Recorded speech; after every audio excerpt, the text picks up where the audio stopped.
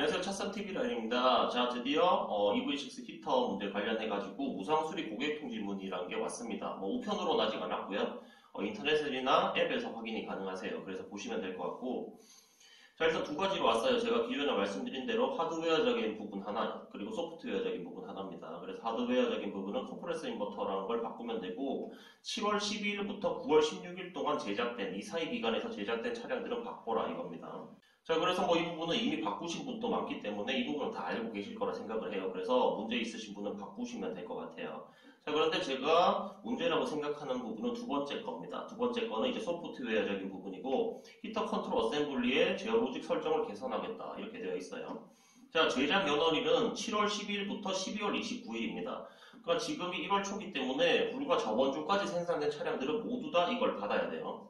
자, 그래서 그동안 제가 영상을 올리면 이렇다 저렇다 너무 말이 많으셔가지고 제가 초반에는 댓글을 일일이 달아드리다가 안 달았습니다. 자, 이거 보세요. 12월 29일까지로 되어 있죠.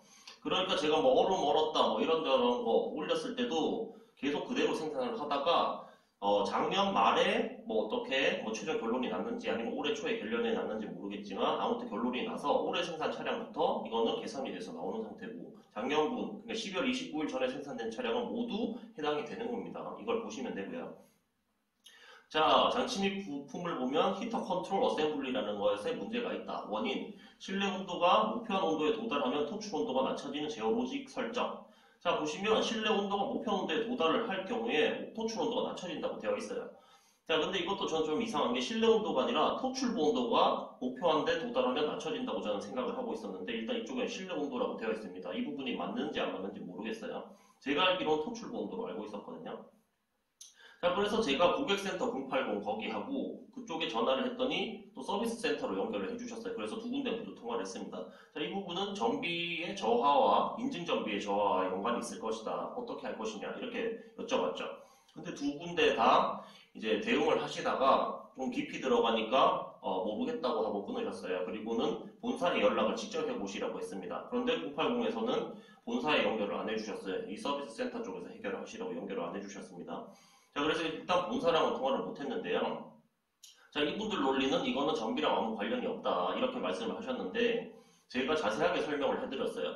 예를 들어서 커피포트 있잖아요. 커피포트 중에서 100도가 되면 계속 100도로 유지해주는 제품도 있고 100도가 되면 탁 꺼져가지고 물의 온도가 점점 떨어지는 제품 두 가지가 있습니다. 지금 저희가 필요한 거는 100도를 유지해주는 거고 현재의 상태는 100도가 되면 본인들이 원인으로 지목했듯이 그게 꺼져서 온도가 내려가는 게 문제예요. 그리고 다시 안 켜지는 게 문제입니다. 그런데 이 두 가지의 경우가 전력 소모가 똑같다고 대응을 하시더라고요. 그런데 저는 이해가 안 가가지고 제가 방금 말씀드린 이 예를 들어서 설명을 드렸어요. 그랬더니 이제 포기를 하시고 본사 쪽에 물어라고 이렇게 말씀을 하셨어요.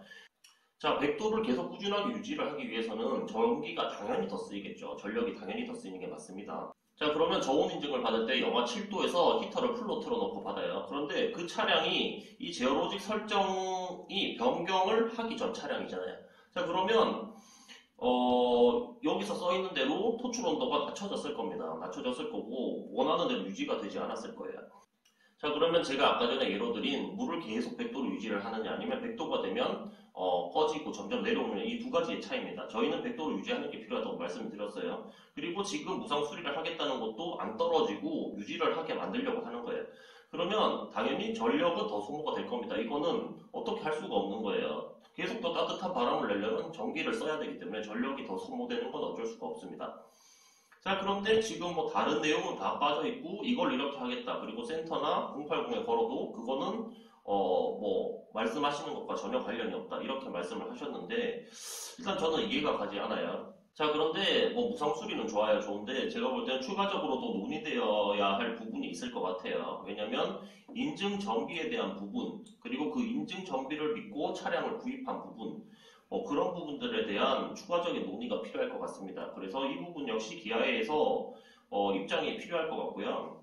그리고 제가 기존 영상에서 몇 차례 말씀드렸다시피 저는 문제가 이거 두 개인지를 알고 있었기 때문에 이 무상 수리에 대해서는 별로 이제 반갑진 않습니다. 이걸로 알고 있었고 이걸 개선하면 되는 걸 알고 있지만 이제 원초적인 문제인 이 로직을 개선했을 때 저온 인증 그러니까 히터를 풀로 틀고 저온 인증을 받는 경우에 그 인증 장비가 떨어지는 것은 어떻게 해결할 것이냐.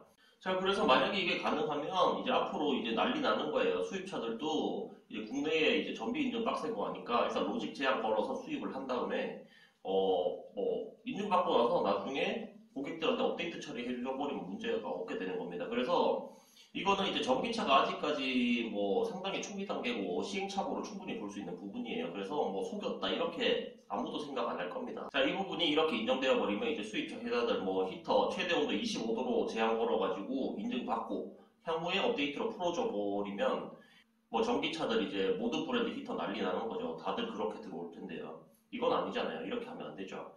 자, 그래서 이 부분에 대한 문제를 제가 추가로 제기를 드리는 거고요. 일단 무상 수리는 반갑습니다. 반가운 부분인데 추가적으로 해결될 부분이 남은 것 같아요. 그래서 그 부분에 대한 대응도 한번 기다려 보도록 하겠습니다. 자, 그러면 더 궁금한 점은 댓글로 주시고요. 오늘은 여기까지 하겠습니다. 차싸움TV를 했습니다. 감사합니다.